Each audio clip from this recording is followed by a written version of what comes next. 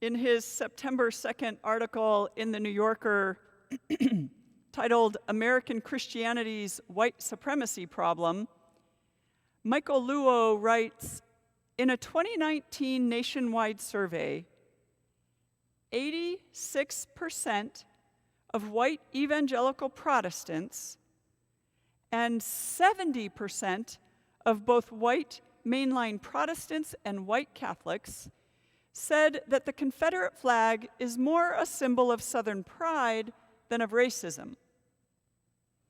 Nearly 2/3 of white Christians overall said that killings of African American men by the police are isolated incidents rather than part of a broader pattern of mistreatment.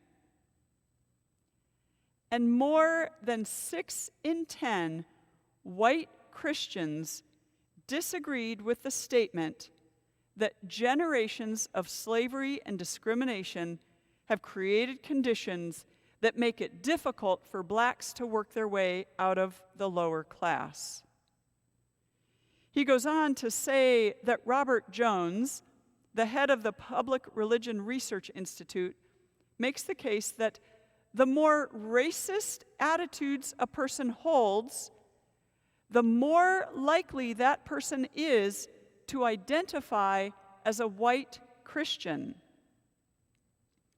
Luo then comments that Jones's findings make for some wrenching inferences.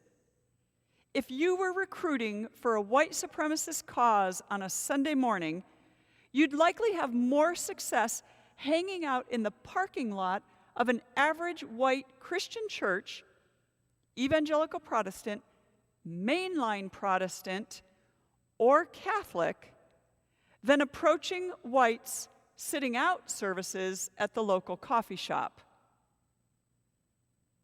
Luo goes on to point out that one of the reasons Trump won the 2016 election was because of white Christian votes.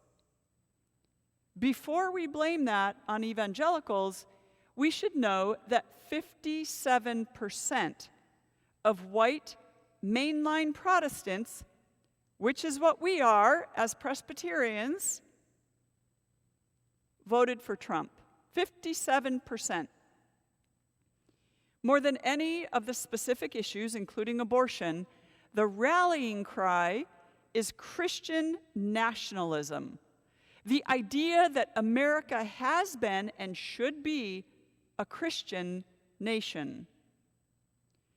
Luo writes, the defining concern of Christian nationalism is the preservation of a certain kind of social order, one that is threatened by people of color, immigrants, and Muslims. Luo ends the article with a provocative statement by claiming it might not be Christianity proper that is the problem, but the culture around white Christianity in America that is the problem. He quotes Frederick Douglass as saying that the widest possible difference existed between the slaveholding religion of this land and the pure, peaceable, and impartial Christianity of Christ. Indeed, the widest possible difference. How are we, as primarily white Protestant mainline Christians, called to respond to a hijacking of the Christianity of Christ? One of the questions worth asking is, when did it begin? If Jesus was living in the 1st century, and if we are fairly certain Jesus was all about including people rather than excluding people, when did Christianity become synonymous with supremacy? In Hill Fletcher's book, she traces it back to the 3rd century bishop named Cyprian of Carthage. He was the first one known to have said that there can be no salvation for anyone outside of the church. as you might imagine, it benefited the institutional church for people to believe that any threat to the church could be eliminated and then justified in the name of salvation or damnation, including the Crusades, internal wars, explorers, conquistadors. The various popes through the years furthered that idea. And then, in the days of Christopher Columbus, Pope Alexander VI affirmed that the Catholic faith and Christian religion should be exalted and spread everywhere, and given all of the land and people they conquered, so that the health of souls could be cared for and the barbarians overthrown and brought to faith. It only took 200 years for what Jesus began to become completely hijacked and used for both money and power, which is exactly what Jesus preached against constantly. Hill Fletcher claims that few people have interrogated the ideology of white supremacy and its relationship to Christian supremacy that is deeply embedded in our nation's history and in our current landscape. She goes on to say, as we seek a way forward, we must see how whiteness and Christianness have been twin pillars of the dominant religio-racial project. And then she adds, since the benefits assigned to those who inhabit the category of white Christian have been wide-ranging, and the denial of benefits for those who fall outside the category have been death-dealing, we need to interrogate the relationship of white supremacy and Christian identity. What this investigation will help us see, I want you to hear this, and I'm going to say it twice. What this investigation will help us see is that the theology of Christian supremacy gave birth to the ideology of white supremacy, and that white supremacy grew from a dangerous ideology to an accepted position inherited by whites. One more time. The theology of Christian supremacy gave birth to the ideology of white supremacy, and white supremacy grew from a dangerous ideology to an accepted position inherited by whites. The systems and structures of white supremacy have been intimately joined with Christian supremacy, such that undoing white supremacy will also require relinquishing the ideologies and theologies of Christian supremacy. That is perhaps one of the most important and profound statements I have read, maybe ever. If we believe that both white supremacy and Christian supremacy need to be undone and relinquished, how do we do that? While it seems overwhelming, there are some steps we can identify in moving forward. I'm not sure when I first understood the depth of Christian supremacy, but it wasn't until I heard Janine Hill Fletcher speak at the Parliament of the World's Religions in 2018 that I had a way to articulate its connection to white supremacy. Oddly, or maybe not, very few Christian theologians are talking about it. I decided after I heard her speak that I would name it as often as I could, and especially in contexts where I was with people of other faiths.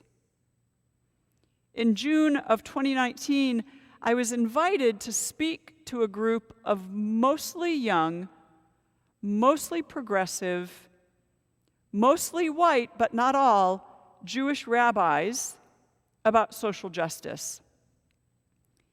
In that group, I named Christian supremacy, and I could viscerally see and feel their surprise. When they had a chance to respond to what I was saying, some of them said it was the first time they had ever heard a Christian person name it. And the fact that I was a pastor added something to that for them. I was shocked because so many of them hang out in progressive spaces. And then I realized that in 30 years of ministry, I've only been naming it for a couple of years. So I shouldn't have been surprised. So the first small step we can take is to name it as often as we are able. In the same ways, those of us who are white can name white supremacy as often as we are able. Naming these what they are by the dominant group means that those who have experienced the death-dealing consequences are not the only ones saying it or living it or experiencing it. We can't stop with the naming of the theology of Christian supremacy that led to the ideology of white supremacy. The next step is to relinquish our own supremacist ways of thinking. In 12-step programs, one of the steps that forms the heart of recovery is the fourth step, which is taking a fearless moral inventory. In this case, it would be asking, what are the ways in which I manifest ideas of supremacy? I have to admit, one of the ways I manifest it is related to theological education. When I hear about pastors who are preaching and leading churches who have had no theological education, I feel superior because of my own education. And it was precisely some of the Yale and Princeton and Harvard-trained theologians who espoused and spread these very ideas. So much for theological education. Am I willing to allow for how the Holy Spirit works? And am I willing to admit that I am no better than someone without formal theological education? What are the ways you believe yourselves to be morally or racially or religiously superior to others? If you have a hard time with that one, just think about the upcoming election and you might have an idea. Many of us who are able-bodied in every way believe ourselves to be superior to those who are differently abled. Those of us who are queer believe ourselves to be superior to those who are straight. Did you notice how I turned that one around? Even in the queer movement, though, there has been a sense of supremacy. Those who are gay or lesbian have long seen themselves as superior to those who are bi, and especially superior to those who are transgender. We all have our categories in which we believe ourselves to be better than another or others, and we need to get honest about every single one of those things. Once we have taken an honest inventory, the next step is more difficult.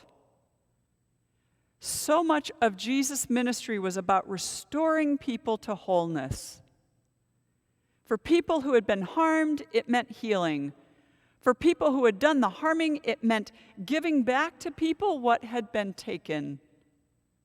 Zacchaeus, the tax collector, gave back what he took and much more. While this may seem overwhelming and impossible, it doesn't have to. It really begins with relationships. One of the many terrible aspects of the history of our nation is the genocide and stealing of land and children and culture from our own indigenous people. Our government then made treaties with the various tribes that promised land and other things would be given in exchange for removal, and those treaties have not been honored. How can we work with our elected officials to ensure that all of the treaties are honored? What would it look like to work with our American Indian Center on the policies that are most important to them? I'm guessing that passing the fair tax that is currently on the ballot is a part of what is important to them. And I should check that out and not make assumptions. And when it comes to our Black siblings, how can we have conversations about reparations? Most people I know feel completely overwhelmed by the concept of reparations, white and Black and people of color, because there's no way to give back all that has been stolen. Why do you think so many of us feel overwhelmed? I think it's because of scarcity thinking. If, at our core, we believe there is not enough for everyone, we hold more tightly on to what is ours. If, at our core, we believe there is enough for everyone, we are willing to give up some of what we have. Scarcity versus abundance. At last year's Vigil Against Violence, each one of us who spoke issued an invitation or idea for how to address the root causes of gun violence. My idea was that those of us who are white think differently about housing. Instead of using housing or the purchase of a home as a major financial investment, what if we thought of our homes as our homes and didn't try to make as much money as we can when we sell them? We know that home ownership has been one of the ways that white people have benefited from white supremacist laws, from white supremacist policies, and from white supremacist practices, even currently. Black people are much less likely to be given home loans than white people today. How can we use some of the capital that we inherited, literally or figuratively, to participate in reparations? What would it look like for you to sell your home or your condo at the same price you bought it for, or with a small cost of living adjustment, to a Black buyer rather than selling it at market rate to another white buyer? Or if no one who is Black would want to live in your neighborhood, which is a possibility, what if you sold your place and put it in a fund for home ownership so someone who is Black can buy a place where they want to live? This would not be charity, but would be restoring what has been taken. There's a big difference. Our nation is where it is today because of people like most of us who are white and Christian, who twisted the Bible, like the text we read in Genesis 1 today, to justify the hoarding of land, money, power, and people. When I say people like us, I mean Christian people, white people, who believed they alone knew and were carrying out God's will for the world. That should give us pause. Every time we say or think something is definitive and the only way or the only truth. It should give us pause. That is what leads to supremacy. We have seen and we experience on a daily basis what Hill Fletcher calls the benefits and the denial of benefits based on the twin pillars of Christian supremacy and white supremacy. There has been a rallying cry for as long as I have been a pastor of needing to affirm what you believe and needing to be firm in it. What if instead the rallying cry was for humility and for recognizing that no one person or group or church or religion has the corner on truth? Our call as Christian people in the world today is that we value loving God and loving neighbor over any theology, ideology, or practice that insists on supremacy.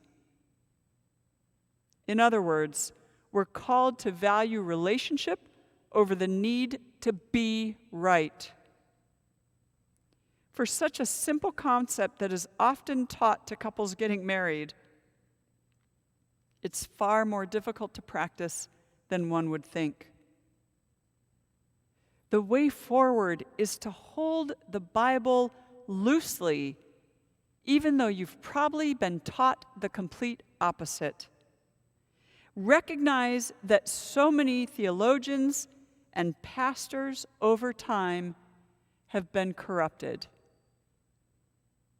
One method for understanding is to ask the question, is what this person is preaching going to result in harm for another? God's vision, as far as I understand it, is not for harm, ever, but for abundant life, and not just for some, but for all, and not according to any one group's standards. So I'm giving you permission, not that you need it, because you do it anyway, but always question what you hear from me. Going back to 12-step programs, the fourth step, where you take a fearless moral inventory, is not a one-time step, but a step that is done over and over and over again and always. And that is why living one day at a time is key. Amen.